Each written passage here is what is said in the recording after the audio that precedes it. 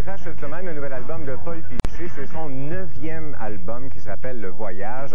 Ça a pris quand même 6 ans depuis son dernier album studio. Il a fait une mise à jour de son style. Il y a quelques sons techno, des sonorités plus contemporaines. Faut pas rusher, c'est pas les Chemical Brothers. Quand même ici, c'est très subtil, c'est au niveau des arrangements en fin de compte. Il y a une chanson qui s'appelle Mauvais Calcul, qui est un genre... Le rythme est entre le hip-hop et le reggae. C'est assez spécial. Et aussi, il fait des chansons de 7-8 minutes. T'sais, on n'est plus trop habitué. On est dans le format de 3-4 minutes de ce temps-là. Une excellente réalisation.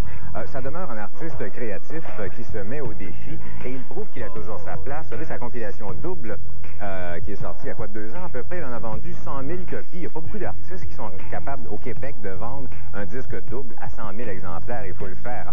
Donc, et aussi, il a beau chanter un peu dans n'importe quel style, de la guitare acoustique au début de sa carrière à des sons un peu plus contemporains ici, mais c'est toujours sa voix qui vient tout unir. Enfin, un autre bon album de Paul Piché.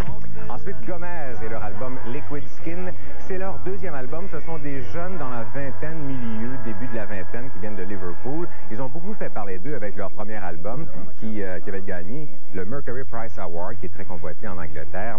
Ce sont des gens d'industrie qui donnent ce prix-là. Et moi, j'avais bien aimé cet album-là. C'était très étonnant de voir des jeunes arriver avec un genre de blues, dub, reggae. C'était très spécial comme son. Le chanteur a une voix rauque, on dirait qu'il a à peu près 63 ans.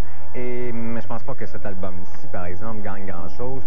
Moi, j'ai trouvé ça assez ennuyant. Je pense qu'ils sont retournés en studio un petit peu trop vite. Il y a beaucoup moins de trouvailles. En fait, il n'y a pas beaucoup de trouvailles. C'est vraiment très 70s. Ça fait partie d'un nouveau mouvement en Angleterre, un peu comme le groupe Travis. Moi, je trippe plus ou moins là-dessus. Un extrait de Bring It On.